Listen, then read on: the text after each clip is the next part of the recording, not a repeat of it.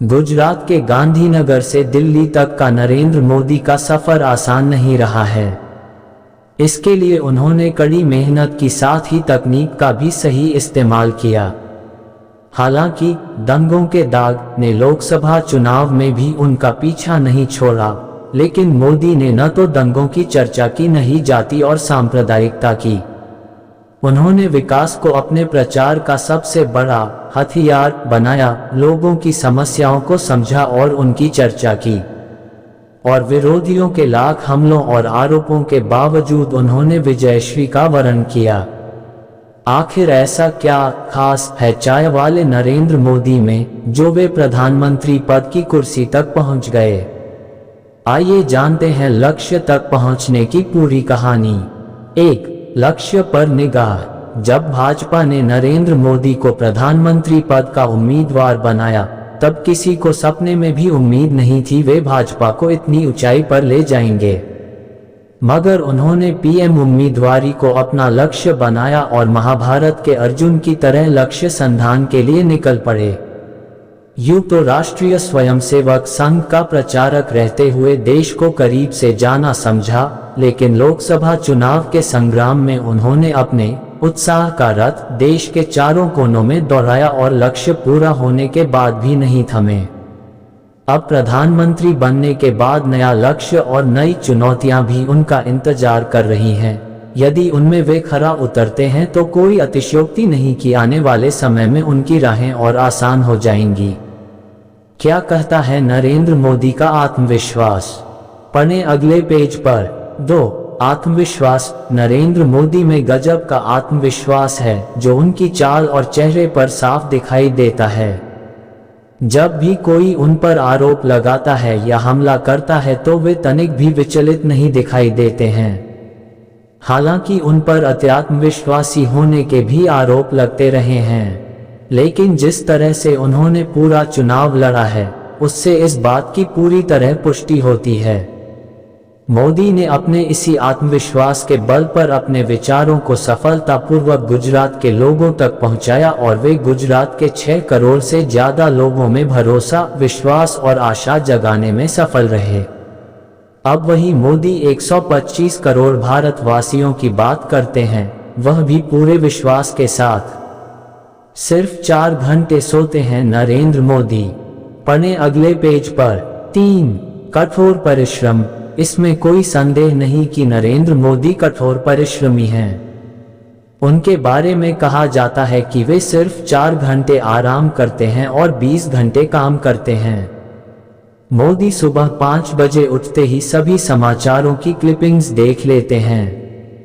इसके बाद ही उनका दिन शुरू होता है, अर्थात अखबार आने से पहले ही वे विभिन्न माध्यमों से खुद को अपडेट कर लेते हैं।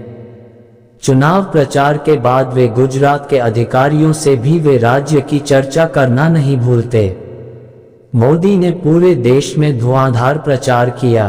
पार्टी के मुताबिक नरेंद्र मोदी अब तक देश भर में 3 लाख किलोमीटर से अधिक दूरी तय कर एक तरह का रिकॉर्ड बना चुके हैं और प्रचार के परंपरागत और नए तौर तरीकों के मिले जुले स्वरूप के साथ 5827 कार्यक्रमों में भाग ले चुके हैं।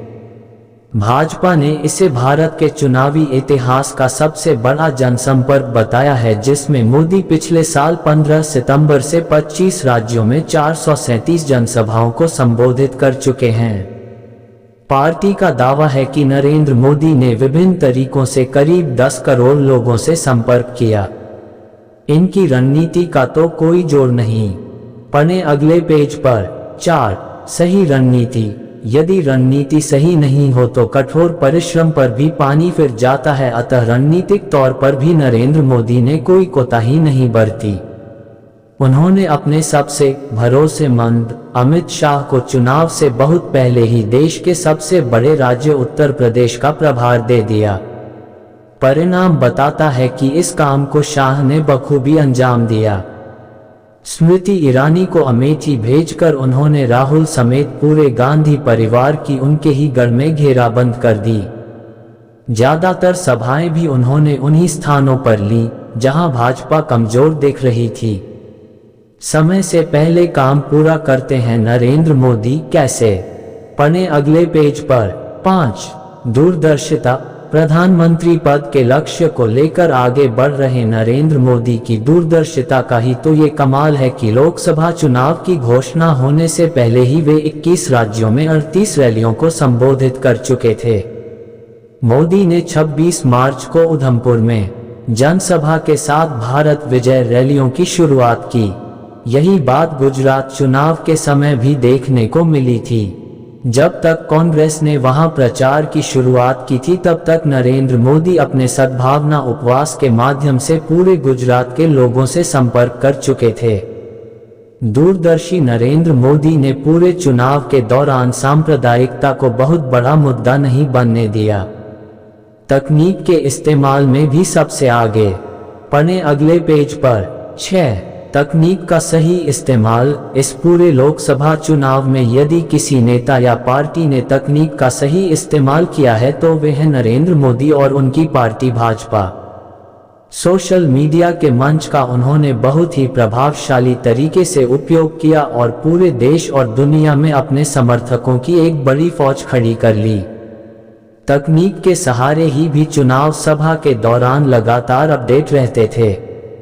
सभा से पहले संबंधित इलाके की पूरी जानकारी उनके पास होती थी और उसी के अनुरूप वे लोगों के सामने अपनी बातें रखते थे।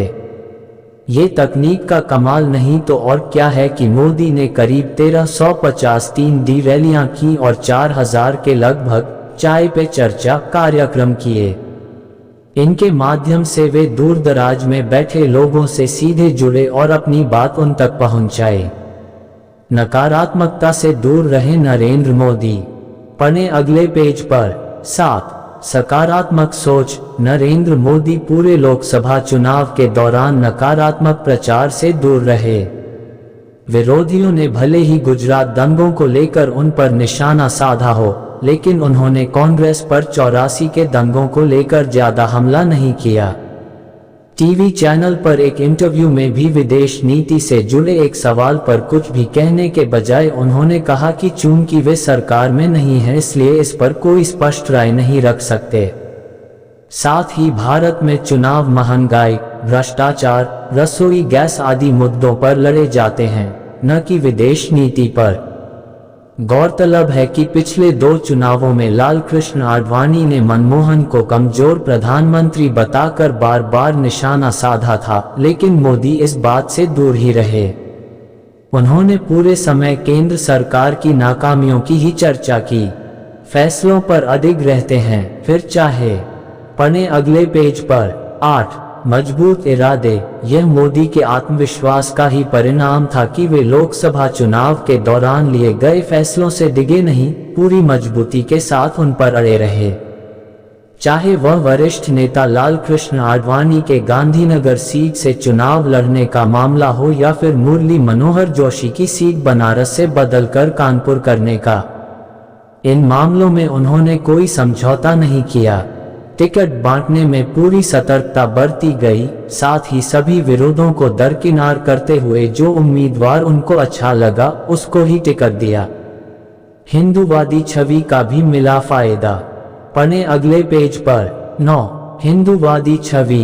भले ही मोदी ने हिंदू मुस्लिम मुद्दे का एक बार भी जिक्र नहीं किया, लेकिन जो उनकी छवि एक कट्टर हिंदूवादी नेता की है, उससे निश्चित ही पूरे देश में हिंदू वोटों का ध्रुवीकरण हुआ, जिसका उन्हें सीधे सीधे फायदा मिला। हालांकि अयोध्या में उनकी सभा के दौरान मंच पर श्री राम और राम मंदिर का चित्र विवाद का कारण जरूर बना। विकास पुरुष की छवि भी काम आई। पढ़ें अगले पेज पर। 10. गुजरात का ट्रैक रिकॉर्ड। नरेंद्र मोदी को लोकसभा चुनाव में सर्वाधिक फायदा अगर किसी चीज का मिला तो वह है उनका गुजरात का ट्रैक रिकॉर्ड। चुनाव के दौरान भी उन्होंने गुजरात के विकास मॉडल को सामने रखा और लोगों को भरोसा दिलाया कि जब गुजरात विकास कर सकता है तो और आपका राज्य क्यों नहीं। उन्होंने बनारस में गुजरात की साबरमती नदी का हवाला देते हुए कहा था कि मैं साबरमती से ज्यादा गंगा को उजला बना दूंगा। पवित्र गंगा न सिर्फ बनारस के लोगों की भावनाओं से जुड़ी है, बल्कि करोड़ों देशवासियों की आस्था का भी केंद्र है। आरोप प्रत्यारोप में उलझे बिना वे मतदाताओं को अपनी बात समझाने में सफल रहे, जिसका फायदा उन्हें मतदान बूथ पर मिला। तो दोस्तों, कैसी लगी आपको हमारे पीएम मोदी जी की महाविजय की कहानी? कमेंट में जरूर बताना। चैनल में नई है तो चैनल को सब्सक्राइब कर देना और वीडियो को लाइक कर देना। चलिए मिलते हैं एक और नई कहानी में, तब तक आप अपना ख्याल रखना। जय हिंद।